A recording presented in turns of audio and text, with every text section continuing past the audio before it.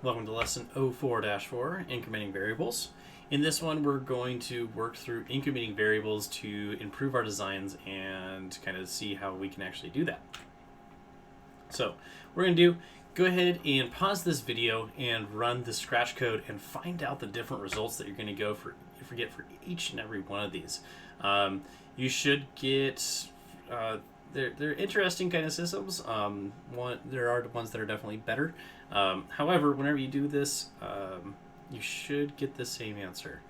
So go ahead and pause this. If not, it's going to be really awkward because in about a couple seconds I'm going to go, welcome back. And hopefully you were able to try all of those and you were able to see what was going on. Apologies. The numbers that you should have gotten for every single one of those is 11. So the question I have for you, and it's going to be a little Dora the Explorer-ish, of which set of code do you think is the most common programming algorithm? The procedure, an algorithm being a procedure or a set of steps that are used in order to accomplish something. So, which one do you think it's going to be? Do you think it's going to be number 1, number 2, or number 3? Well, really, there's 2 of them that are probably most commonly used. The first one and the last one. And it kind of makes sense. One, for both of those, there are 4 lines of code. They both get to about the same spot. They both just kind of use a slightly different approach. So this one changes the total by some amount, and this one sets the total to be the total plus some amount. I would probably say, well, yeah, I would definitely say that both of these are very much likely to be used, depending on what that number change is. So, the first code, it increments the total. Talked about that. So, in the middle one, there's a chance right here for everything to become corrupted, and then it change this total. And so, that's just kind of the reason that that's probably not going to be used. Temps are nice, but in this situation, kind of unnecessary. Simplified code, like I talked about, which makes debugging easier. So set directly assigns a variable to a variable, a value to a variable. It is this. Like, this is the number. Like, it will be this. That's what set does. Changes it by some amount, and it kind of makes sense. Like, it's a little self-explanatory what these things do. Like, it sets it to be some value. One interesting thing is set total to total plus 1. This total right here is actually the total from above it. So that's one spot that I think a lot of people get a little caught up on. All right. So for our activity that we're going to do, we're going to make a hexagon. A hexagon is a 6-sided closed figure, like so. There's another way of thinking of a hexagon too. And another way of thinking about a hexagon is to divide it into 6 separate triangles. You can kind of think of those almost as like slices of pizza.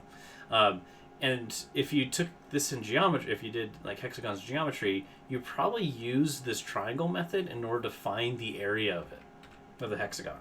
So if you're able to make 6 hexagons, hey, you now have the area of that hexagon. So to create a hexagon, we're going to have to build some stuff. So let's go ahead and jump into Scratch. All right.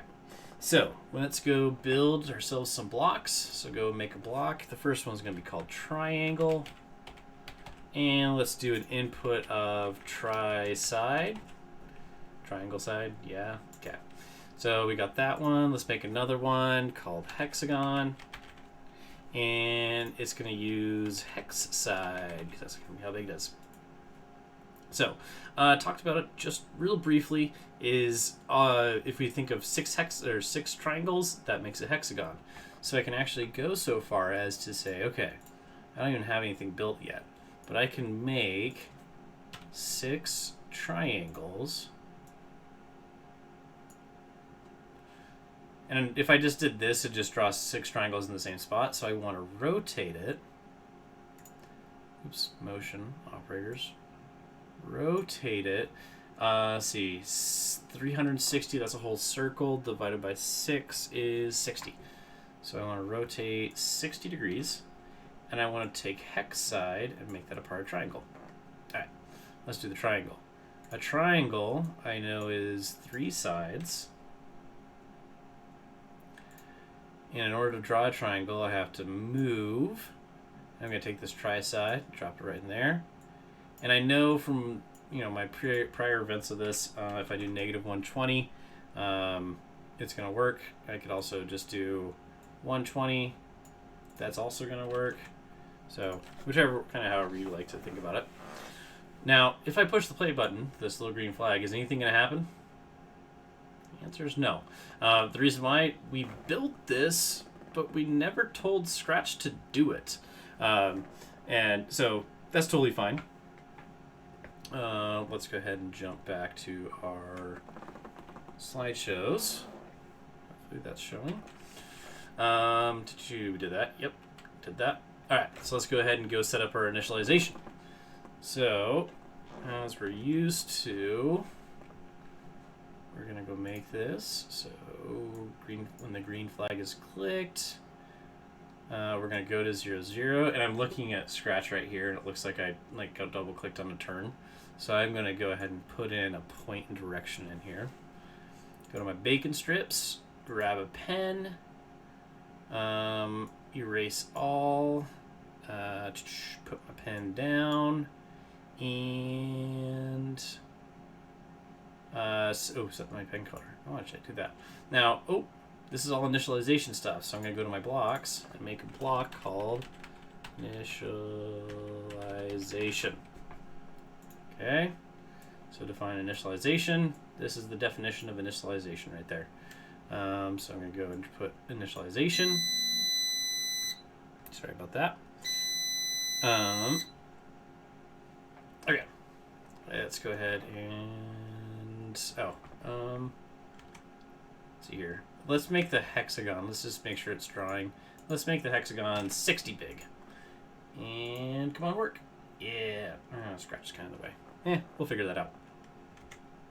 All right, so let's go back to our this. So we did our initialization code and made a hexagon with a side length of 60. 60, cool, awesome. Kind of reminds me of like the Empire logo, sort of. Anyway, so what we're going to do in this is we're going to make a spider web. So we're going to start with this small side length and draw a hexagon. And then we're going to increment it and draw a hexagon. And then we're going to increment it and draw a hexagon. And increment it and draw a hexagon. And increment it and draw a hex. I'm kind of getting a feeling on this one of what's going to be happening. And I'm like seeing that I'm repeating myself over and over again, right?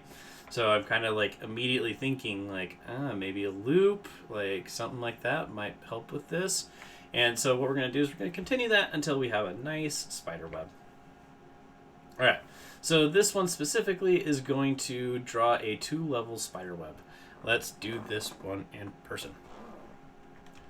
So let's go grab a variable, and we're going to call this side length. And it can be for all sprites, it doesn't really matter.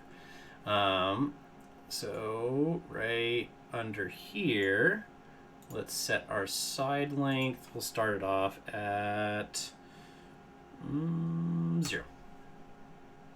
And then what we're going to do is under control, control, repeat. Let's do this 2 times. And in here, we're going to change the side length by, let's just do 15. And then take a hexagon and fill that in. Okay. Let's just make this a thing. Let's go grab show, put it at the top of this, and then hide, put them at the bottom of this. All right, run that again. All right, now Scratch is done. So I have 2 nice little hexagons. Awesome. All right, let's see what the next thing is. And that's what we got, just like that. Cool. All right, so your assignment. What you're going to do is you're going to build a spider web program that's going to have at least 5 levels to the web to it. You can go grab a sprite that makes it look like a spider. You can make your own. You can go find an online graphic, all that type of stuff. Initialize the pen, the location, the direction. We kind of did all that already. Make a web procedure. So we didn't do that, so you're going to have to do that one on your own. To create each level of the spider web, The hexagon to call the triangle, we did that. Triangle to draw, we did that. And so in the end, on your to know that your program is done, all you get to have under the when the green flag is clicked is initialize and web. If that wasn't enough, make sure you comment your program. All right. Hopefully you had a good one. Bye.